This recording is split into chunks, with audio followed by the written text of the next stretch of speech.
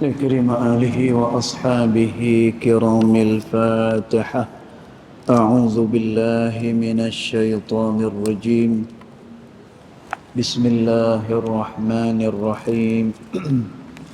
الحمد لله رب العالمين الرحمن الرحيم مالك يوم الدين.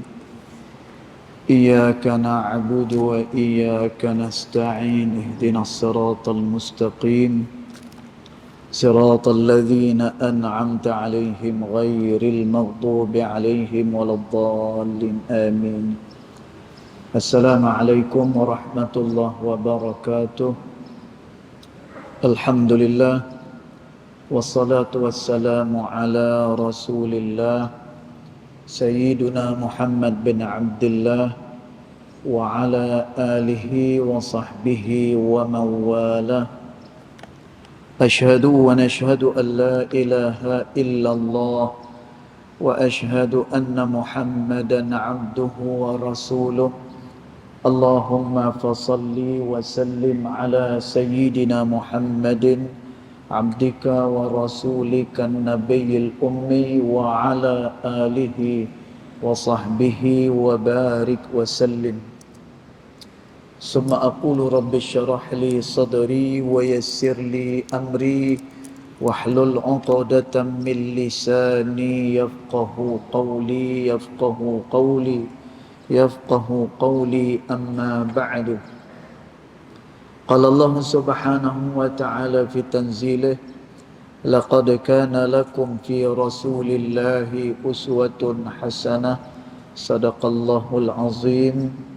ربي أدخلني مدخل صدق وأخرجني مخرج صدق واجعل لي من لدنك سلطانا نصيرا. إلهي أنت مقصودي ورضاك مطلوبي فأعطني محبتك ومغرفتك يا أرحم الراحمين.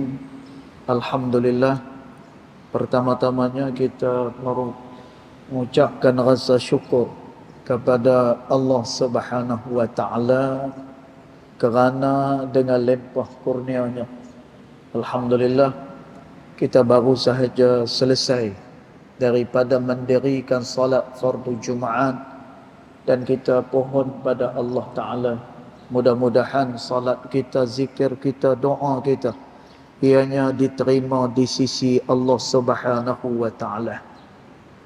Tuan-tuan yang dirahmati Allah sekalian, menyambung apa yang kita sebut pada subuh tadi berkenaan dengan peristiwa Isra' dan juga Mi'raj Nabi sallallahu alaihi wasallam.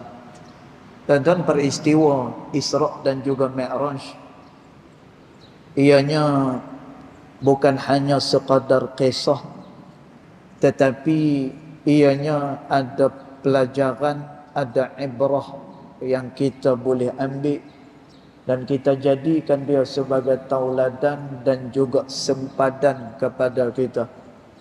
Dan demikianlah sirah Nabi sallallahu alaihi wasallam, ianya bukan hanya sekadar perjalanan, tetapi sirah Nabi sallallahu alaihi wasallam ianya adalah panduan kepada umat dia. Dan di sana juga terdapatnya hukum-hukum yang ditunjukkan oleh baginda Rasulullah sallallahu alaihi wasallam.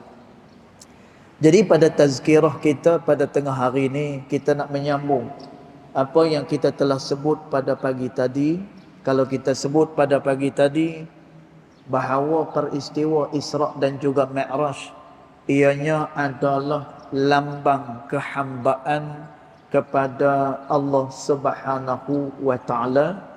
Kerana tu dekat dalam Isra' Mi'raj ianya ada ujian, kemudian Nabi berdoa kepada Allah taala, kemudian dicuci hati Nabi, kemudian Nabi di Isra' dan di-Mi'rajkan oleh Allah.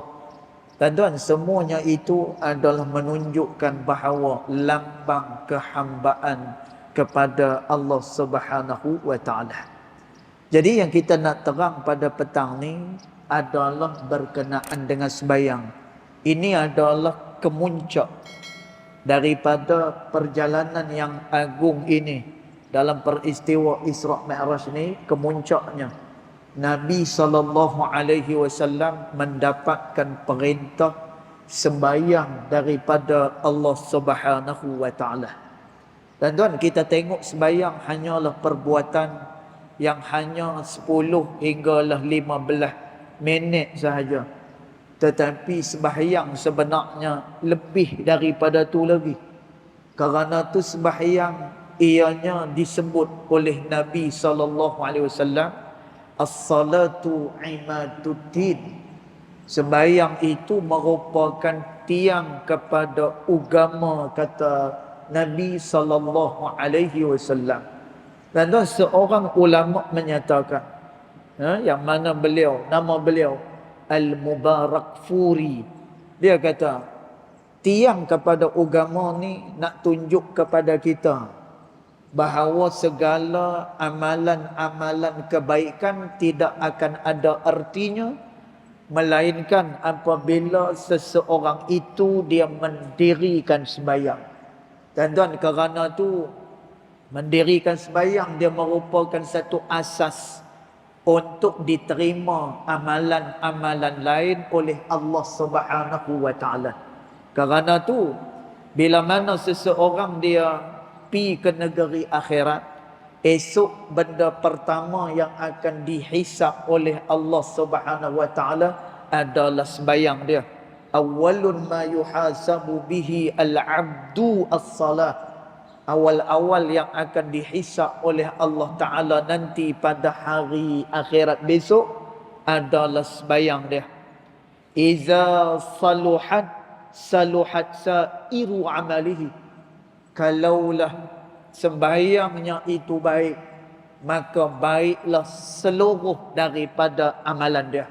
Dan tuan, maksud baik seluruh daripada amalan dia, ulama hadis menyatakan amalan yang dia lakukan akan diterima pada sisi Allah Subhanahu wa taala.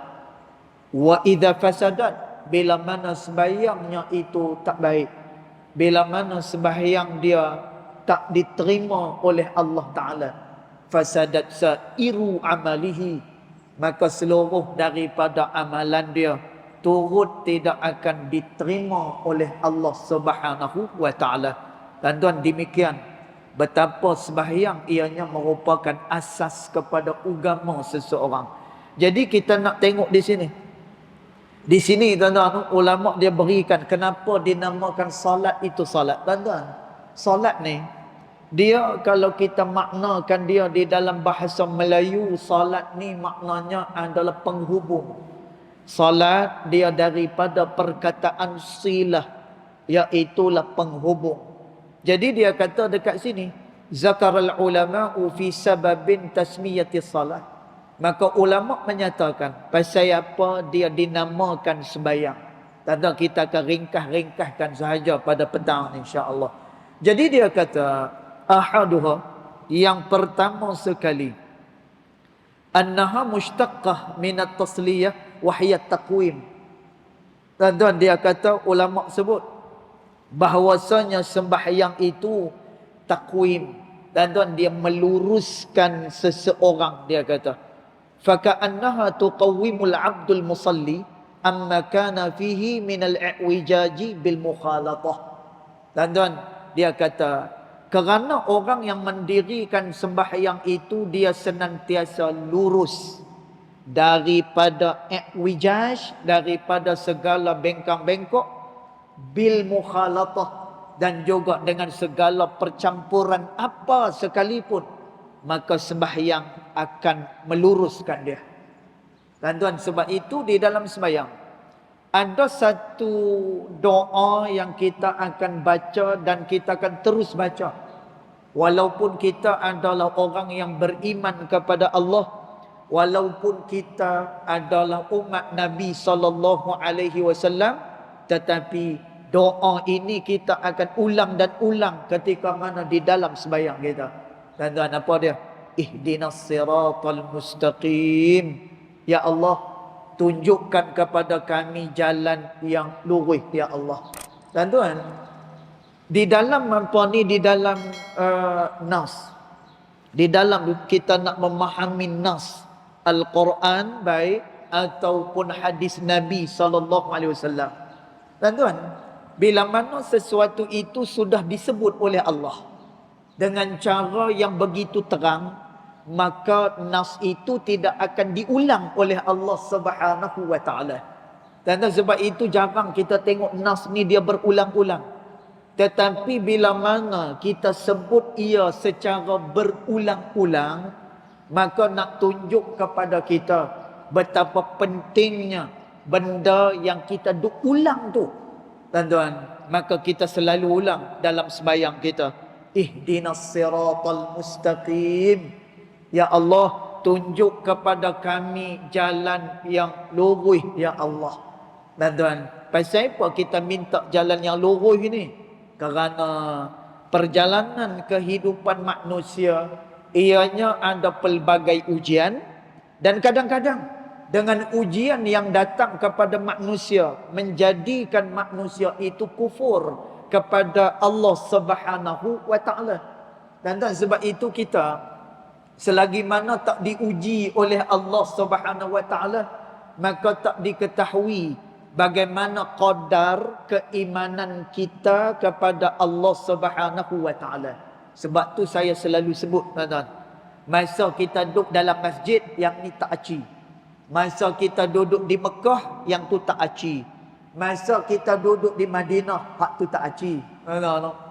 Tuan-tuan, masa duduk dalam masjid, zikir banyak. Masa kita duduk di Mekah, pukul 3-4 pagi kita turun dah daripada hotel nak pi sembahyang.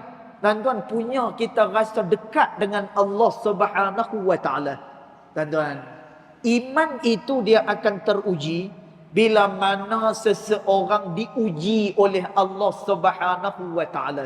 Kerana tu kata Al-Imam Sulaiman Ad-Darani rahimahullahu taala, seseorang bila mana ia diuji oleh Allah taala, barulah dia ketahui di mana kedudukan dia pada sisi Allah Subhanahu wa taala. Tuan-tuan, jadi kita tak tahu ni, turun-turun masjid sat lagi kita tak tahu keadaan kita lagu mana, kemudian esok macam mana, dan seterusnya macam mana. Tuan-tuan, ada orang yang asai-asainya dia beriman kepada Allah, tapi di akhir-akhir daripada hayat dia, dia kufur dengan Allah Subhanahu wa taala. Tuan-tuan, jadi orang yang mendirikan sembahyang akan meluruskan dia daripada segala bengkang-bengkok ini dan juga segala percampuran yang mengelirukan manusia. Kerana dalam sembahyang ada permintaan yang kita minta dengan Allah. Ihdinas siratal mustaqim. Ya Allah, tunjuk kepada kami jalan yang lurus. Dan tuan, itu pertama. Yang kedua dia kata, salat ma'khuzatun minas silah. Dia diambil daripada perkataan silah. Tuan-tuan, silah ni maknanya penghubung. Tadi kita sebut dah. Kenapa? Li'anna fi salati silatil abdi bi rabbih. Kerana sembahyang dia akan menghubungkan antara hamba dengan Allah Subhanahu wa taala. Tuan-tuan, kerana tu Nabi SAW sebut, ju'ilatis salah qurrata aini, kata Nabi. Sembahyang dijadikan oleh Allah Subhanahu wa taala sebagai penyejuk mata aku, kata Nabi SAW. Tuan-tuan, maknanya apa? Nabi adalah orang yang sangat suka mendirikan sembahyang. Tuan-tuan, sebab itu disebut oleh Sayyidatina Aisyah radhiyallahu anha wa ardaha, Nabi dirikan sembahyang hatta waramat qadamah, sehingga bengkak kedua kaki Nabi sallallahu alaihi wasallam. Tuan-tuan, pasal apa Nabi suka sembahyang? Orang yang sembahyang dia sedang berhubungan dengan Allah Subhanahu wa taala. Kerana tu kata Nabi sallallahu alaihi wasallam, "Idza qama al-'abdu lis-salah." Bila mana seseorang hamba dia berdiri kerana dia nak sembahyang, fa aqbalallahu biwajhih. Allah menghadapkan seluruh daripada wajah dia, yakni rahmat dia kepada orang yang mendirikan sembahyang. Tuan-tuan, sebab itu kalau kita nak minta apa dan kita nak berhubung dengan Allah Ta'ala, caranya adalah dengan mendirikan sembahyang. Satu hari, bila ada satu orang sahabat jumpa dengan Nabi sallallahu alaihi wasallam, ya Rasulullah, kaifa nashilu du'aana ila Allah. Macam mana kita nak angkat doa kita kepada Allah Subhanahu wa taala? Sahabat tanya. Tuan-tuan, maknanya macam mana nak berhubung dengan Allah Taala? Tuan-tuan, kita pakai line telefon ada Celcom. Line telefon ada Maxis. Line telefon ada macam-macam. Kemudian kelajuan yang macam-macam. Tuan-tuan, bagaimana nak berhubung dengan Allah Subhanahu wa taala? Apa dia punya line dia? Kata Nabi sallallahu alaihi wasallam, "Shalli rak'ataini summa sil hajataka." Kata Nabi sallallahu alaihi wasallam, kamu sembahyang 2 rakaat, kemudian daripada tu minta apa-apa dengan Allah Subhanahu wa taala. Tuan-tuan, maknanya orang yang mendirikan sembahyang itu dia berhubungan dengan Allah Subhanahu wa taala. Kemudian dia kata lagi, salisuha, manakala hak yang ketiga, dan ni yang terakhir lah untuk petang ni. Dia ada banyak lagi, tapi kita ambil 3 ni sebab hak ni tazkirah. Tazkirah pula tengah hari rambang. Tengah hari rambang macam ni, kita pun dah terbayang macam-macam, pala ikan, lepas itu nasi campur, nasi macam-macam. Jadi biar sikit asaikan ianya berbaloi, orang kata. Baik. Salisuha, maka yang ketiga dia kata, anna salata sumiyat bidzalik. Adapun sembahyang dia dinamakan dengan salah. Dengan salah maksudnya penghubung. Dia kata li'annaha yasilul abdu biha ilal jannah. Kerana sembahyang menghubungkan seseorang kepada syurga Allah Subhanahu wa taala. Dan perkara ni disebut oleh Sayyidina Ali radhiyallahu anhu wa ardah. Dan tengok dia kata apa? Kama ruwiya an Aliin radhiyallahu anhu qala, sebagaimana yang diriwayatkan daripada Sayyidina Ali radhiyallahu anhu qala, dia telah berkata, hal tarawna lima sumiyatis salah. Sayyidina Ali tanya dengan sahabat, kamu tahu tak pasal apa sembahyang itu dia dinamakan sebagai salah? Dan salah maknanya penghubung. Qalu, maka sahabat kata, la ya Amirul Mukminin, kami tak tahu. Qala, maka kata Sayyidina Ali, li'annal abda yasilu biha ilal jannah.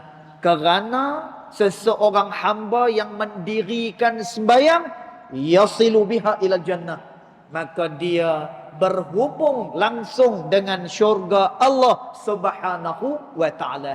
Dan ni sembahyang yang kita dirikan sehari semalam sebanyak 5 kali, dia sebagai penentu kepada kehidupan kita dan penentu kepada akhirat besok.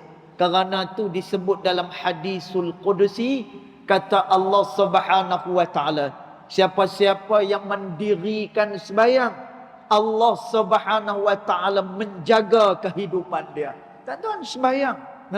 Kerana tu ulama menyebut, siapa-siapa yang betul sembahyang dia dan dia menjaga waktu sembahyang dia, tuan-tuan, dunia dia akan dijaga oleh Allah Subhanahu wa taala. Dan pasal apa sampai tahap dijaga dunia dia? Kerana sembahyang ianya adalah perhubungan manusia dengan Allah Ta'ala. Kalau tak ada yang ni, tak ada didirikan sembahyang, tuan-tuan, dia putus hubungan dengan Allah Subhanahu wa taala. Kerana tu kata Nabi sallallahu alaihi wasallam, bainar rajuli wa baiнаsyirki wal kufri tarkus salah. Kata Nabi, beza antara kita dengan orang yang kafir itu tarkus salah, iaitu pada meninggalkan sembahyang. Tuan-tuan, tengok orang kafir, dia buat kebaikan apa pun Allah tak terima. Tuan-tuan, dia baik tak? Dia baik. Tuan-tuan, ada orang yang tak beriman malah lebih baik daripada orang yang beriman. Tuan-tuan, tapi sayang, kebaikan dia tak diterima oleh Allah. Kebaikan dia tidak akan dihitung oleh Allah Ta'ala. Tuan-tuan, kebaikan dia ibarat habuk yang bila kena angin, maka dia hilang begitu saja. Tuan-tuan, pasal apa? Kerana kekufuran satu. Yang kedua adalah kerana dia tidak mendirikan sembahyang, menyebabkan amalan-amalan dia tak diterima oleh Allah Subhanahu wa Ta'ala. Jadi mudah-mudahan tuan-tuan, dengan mainnya sempena Isra' dan juga Mi'raj, dan kita berada pada bulan Rejab ni, tuan-tuan, perbaiki sembahyang kita dan istiqamah dengan sembahyang ini. Dia agenda besar. Yang keduanya, kesannya juga besar. Dan sembahyang sebagai penanda ukur sama ada kita bahagia ataupun tidak bahagia di dunia maupun di akhirat besok. Mudah-mudahan kita semua diberkati oleh Allah Subhanahu wa Ta'ala. Jadi cukup dulu setakat itu. Mudah-mudahan ada manfaat daripada tazkirah petang ni. Yang baik datang daripada Allah Subhanahu wa Ta'ala, yang tidak baik datang daripada kejahilan diri saya sendiri, walaupun hakikat kedua-duanya datang daripada Allah Subhanahu wa Ta'ala. Bismillahirrahmanirrahim. Alhamdulillahirabbil alamin. Wassalatu wassalamu ala asyrafil anbiya wal mursalin wa ala alihi wa sahbihi ajma'in. Allahumma ighfir lana ma akhta'na wa ma ta'ammudana wa ma asrarna wa ma a'lanna wa ma anta a'lamu bihi minna. Antal muqaddim wa antal muakhir. La ilaha illa anta subhanaka inna kunna minadh dhalimin. Wa sallallahu ala sayyidina Muhammad wa ala alihi wa sahbihi wa baraka wa sallam. Walhamdulillahi rabbil alamin. Wallahu a'lam.